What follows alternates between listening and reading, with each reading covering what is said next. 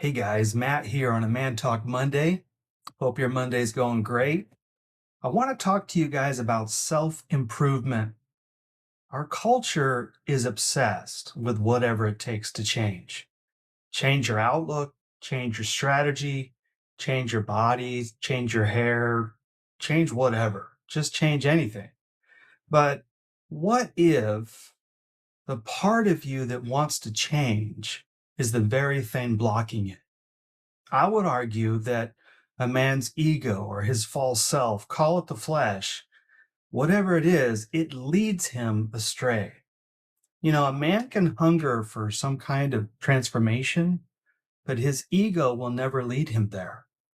Whatever it's fueled by, whether it's spiritual zeal or just secular ambition, the ego is completely performance obsessed and it wants validation more than anything.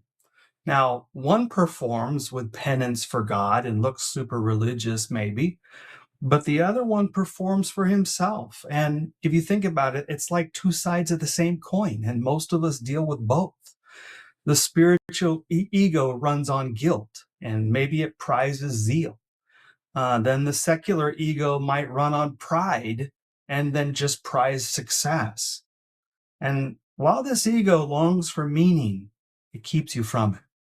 You see, a man will try to reform himself, but he needs much more than that. He needs a transformation, and that requires something more. A man's ego can mimic spirituality, but it cannot taste its reality because reality requires the one thing that the ego fears the most, and that's surrender.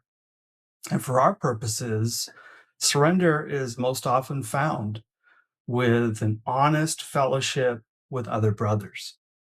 Now, at Braveheart, we don't engage a man's external persona. We don't size you up by your job or your vehicle or your wins. We ask permission to meet the man inside.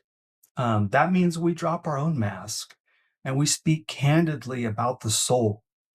No spiritual high horses, no performances, no shock at failure, no gasp at sins, no correction when someone doesn't have it all together, no trying to look spiritual, just truth, presence, and brotherhood. Now, surrender is an ongoing practice. The steps are simple but not easy. You expose your wounds or your scars. You admit you cannot heal yourself. You take a chance on the truth. You let go of control and step into intimacy with God in a circle of men who will stand with you. Now, I think there's an awesome picture of this in the story of Naaman. So I want you to pause for a minute and I want you to imagine you're Naaman, a third century warrior, a top commander, a national hero. You've achieved everything a man can achieve, but your demise is that you are not struck in battle, but of all things, you have a skin irritation, and it turns out to be leprosy, a slow, humiliating decay. Your status can't save you. Now, a young servant girl captured by one of your aides says there's a prophet in Israel who can help, Elisha. You're desperate. You go. You bring a fortune from your king, gold, silver, fine clothes. You bring your chariots, horses. You bring expectation. Now, when you arrive at the prophet's house, he doesn't even come outside. Instead, a messenger delivers blunt instructions. Go plunge yourself in the Jordan River 7 times. Did you hear that right?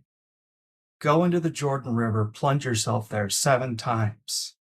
You can't remember the last time you took orders from a servant.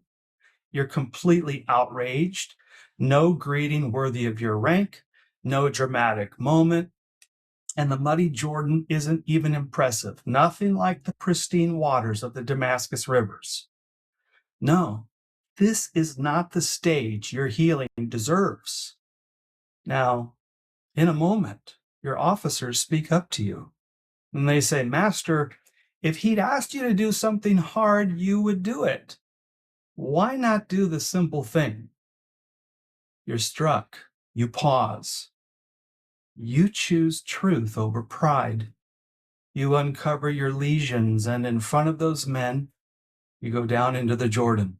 Once, twice, 7 times. You emerge healed. Now, pause for a minute and think about being completely whole.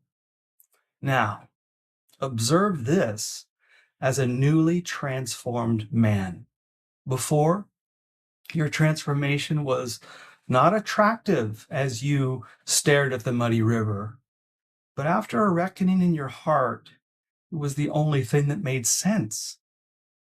Unlike any other time, your surrender was witnessed by other men, and it required something you had never given before.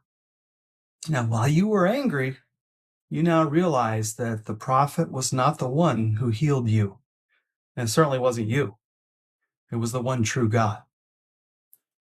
You isolated in your past, but now you realize that listening to other men was the start of something new and fabulous. You hid your scars in the past, but now you realize vulnerability is part of surrender. While you despise the Jordan River, now you see its dirt as holy ground, for that is where you experienced your transformation. Now, this is what we're about at Braveheart, guys. Surrendered lives shared with one another, intimacy with God, and the transformation that He brings. Okay, brothers, thanks for listening. Make sure you like, comment, and subscribe. Let's get the word out. We're here for you. Be here for each other. Godspeed.